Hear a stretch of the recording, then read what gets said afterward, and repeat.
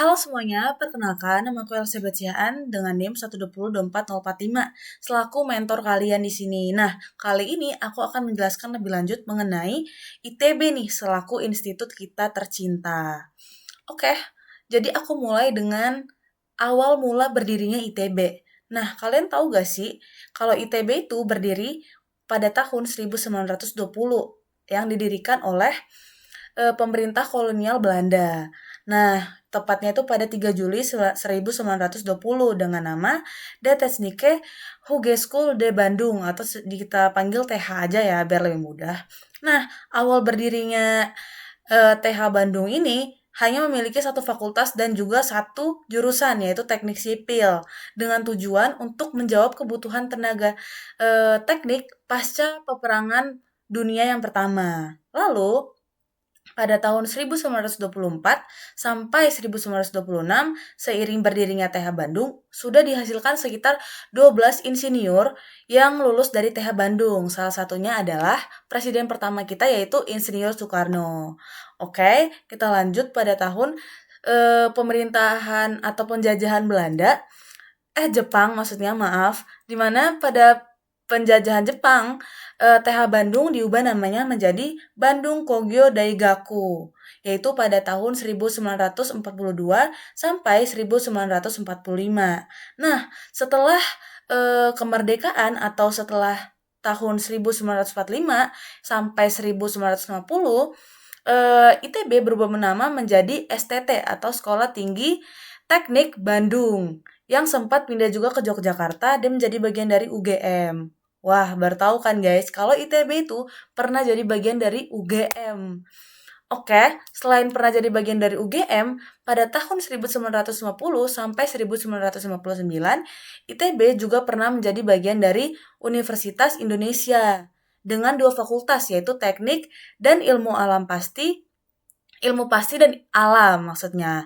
Oke, lalu akhirnya pada tanggal 2 Maret 1959, pemerintah Indonesia meresmikan Institut Teknologi Bandung sebagai perguruan tinggi mandiri, di mana ia lepas dari bagian Universitas Indonesia atau UI.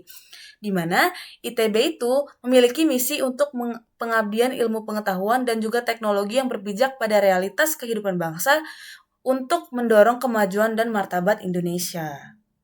Oke, kita lanjut untuk membahas ITB di masa sekarang nih. Nah, sekarang ITB itu udah lumayan lama lah ya berdirinya dari tahun 1959. Nah, sampai sekarang itu sudah ada kurang lebih 120.000 alumni yang tersebar di berbagai bidang strategis. Dan juga sudah ada 12 fakultas atau sekolah dan juga 178 program studi. Dan juga 25 pusat riset aktif. Lalu ITB juga sudah bersifat multi kampus atau memiliki kampus di berbagai daerah. Contohnya yang pertama itu di Ganesha, di Jatinangor, Cirebon, dan Jakarta. Jadi ada 4 daerah ya guys. Di Ganesha, Jatinangor, Cirebon, dan Jakarta. Di mana sudah ada 28.000 lebih mahasiswa dan juga 1.200 lebih dosen. Lalu, institut kita juga sudah terakreditasi unggul oleh BAN PT. Jadi keren banget ya ITB ini ya, udah unggul nih. Selain itu, kalau di peringkat internasional 2024 sampai 2025, menurut QS World University, ITB itu berada di ranking 256. Sementara di QS Asia Rankings itu di ranking 59.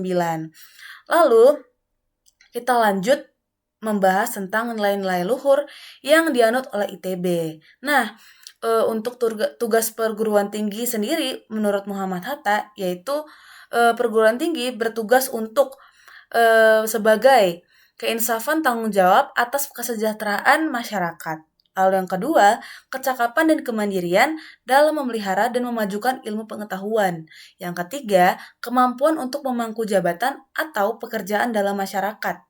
Nah, selain itu, ada 3 pilar utama ITB, yaitu Tridharma Perguruan Tinggi. Siapa nih yang udah tahu Tridharma itu apa aja tuh?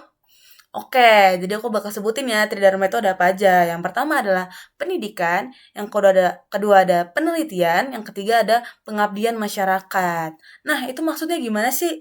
Jadi, untuk yang pendidikan, ITB itu eee, mem bertujuan untuk mendorong mahasiswa mengembangkan diri secara utuh melalui pembelajaran yang mendalam, kritis, dan ilmiah. Lalu, yang kedua yaitu penelitian, di mana ITB bertugas untuk mewujudkan peran aktif sivitas akademika yaitu dosen maupun mahasiswa dalam penciptaan, pengembangan, dan penyebaran ilmu pengetahuan dan juga teknologi. Lalu yang ketiga, itu ada pengabdian masyarakat, di mana ITB itu bertugas untuk mengarahkan ilmu dan keahlian untuk memberi manfaat nyata serta menjawab tantangan dan kebutuhan di masyarakat nih guys. Oke, kita lanjut ya. Nah, lalu kita ada visi, misi, dan moto dari ITB sendiri. Nah, visi ITB sendiri yaitu menjadi perguruan tinggi yang unggul, bermartabat, mandiri, dan diakui dunia, serta memandu perubahan yang mampu meningkatkan kesejahteraan bangsa Indonesia dan dunia.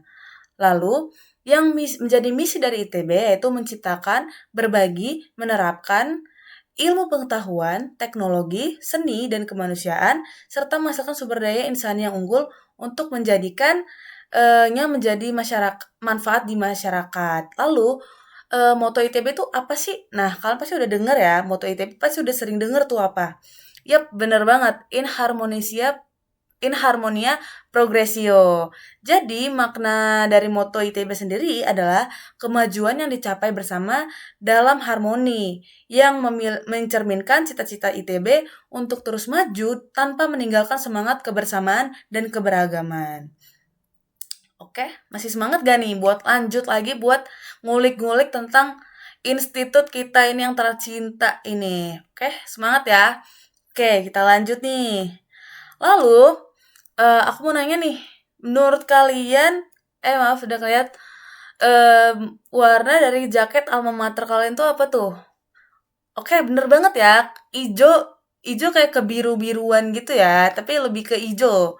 Nah, tahu gak sih, warna dari jamal kalian tuh warna apa? Warnanya adalah warna cobalt blue, yang mencerminkan warna yang elegan, di mana jaket alma mater kalian itu berfungsi sebagai identitas resmi sebagai mahasiswa ITB. Wah, jadi mencerminkan banget nih ya. Kalau Jamal kita dipakai ini pasti, wah itu anak ITB. Iya, karena warnanya emang beda dari univ-univ lainnya. Lalu ITB sendiri Jamalnya itu memiliki 4 kancing emas di bagian depan dan juga terdapat logo Ganesha yang dibordir dengan warna emas di sisi kiri dada. Lalu kalian tahu gak sih di logo ITB itu ada gambar apa itu? Yap, bener banget. Itu adalah ada gambar gajah ya. Itu adalah dewa yang mencerminkan dewa pengetahuan, guys. Di mana ada detail-detail lain nih yang mungkin kita gak sadari di logo ITB. Yang pertama ada gading yang patah. Nah, itu artinya adalah pengorbanan demi kemajuan ilmu. Lalu yang kedua itu adalah cawan yang mencerminkan sumber ilmu yang tidak pernah habis. Yang ketiga adalah tasbih dan manik-manik, itu artinya adalah lambang dari kebijaksanaan. Lalu ada kapak, itu adalah keberanian dan kebijakan. Yang ketiga ada selendang yang melambangkan kesucian. Dan yang keempat, buku yang terbuka itu adalah simbol himpunan dari ilmu pengetahuan. Oke, kita lanjut lagi ya. Nah, seperti yang udah aku sebutin tadi tentang multi kampus ITB, di mana ITB memiliki 4 kampus yang tersebar di 4 daerah berbeda. Nah, yang di ITB Ganesha atau yang di Bandung itu terdiri dari 12 fakultas dan juga 42 program studi untuk S1 atau sarjana. Yang ITB Jatinangor itu terdiri dari 5 fakultas dan 11 program studi untuk S1-nya. Lalu yang di ITB Cirebon terdiri dari 7 fakultas dan 10 program studi untuk S1, dan yang ITB Jakarta itu hanya untuk sekolah bisnis dan manajemen program pasca sarjana atau S2. Nah, oke, kita lanjut mengenai fun fact di ITB nih. Kalian tahu apa aja tentang ITB? Pasti pernah dengar mitos-mitos menarik ya. Oke, boleh dia sebutin satu nih dari kalian. Oke, benar-benar benar. Jadi, eh kalau aku tuh sih taunya yang kalau kita berdiri di depan monumen sahabat itu kita bakal jadi temen selamanya gitu guys. Jadi gak boleh fotoan di situ dengan orang yang kita suka gitu sih kalau yang aku tahu ya. Nah, tapi ada mitos-mitos lain yang menarik nih. Yang pertama, kalau maba datang ke kebun bin atau kebun binatang waktu TPB, nanti dia gak bisa lulus TPB guys. Oke, menarik ya. Yang kedua, kalau maba secara sengaja menginjak nama jurusan yang mereka mau di kolam Intel, nah katanya mereka tuh gak bakal bisa masuk jurusan itu. Nah, menarik ya, menarik ya. Oke, yang ketiga. Nah, kalau di ITB sendiri, jaket himpunan itu lebih disukai dibandingkan Jamal. Karena apa?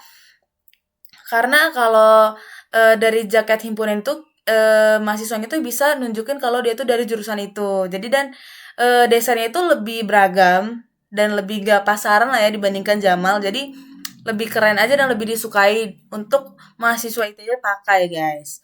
Oke, yang terakhir ada Tugu Soekarno. Nah, Tugu Soekarno ini dia tuh yang ada di depan, yang dekat CC Barat dan CC Timur. Nah, itu adalah berfungsi sebagai jam matahari guys, di mana Tugu itu menghadap Gunung Menglayang dan membelakangi Gunung Tangkuban Perahu yang dibangun sebagai eh, apa ya peringatan peresmian ITB oleh Insinyur Soekarno.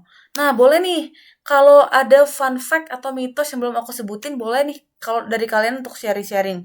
Mana tahu yang lain belum tahu. Oke, kita lanjut. Nah, kenapa sih kalian perlu mengenal ITB lebih dalam? Karena dengan mengenal ITB, kita tuh bisa menumbuhkan rasa bangga dan kesadaran mengenai sejarah ITB. Lalu, em, dengan mengenal ITB juga kita bisa apa ya menjadi lebih cinta lah dengan institut kita ini. Oke, aku bakal ngebuka sesi tanya jawab. Boleh nih dari kalian yang mau nanya, silahkan angkat tangan. Oke, baik, terima kasih. Sesi mentoring kita akhiri dulu. Besok-besok masih ada materi menarik yang bakal aku sampaikan. Stay tune ya, bye-bye.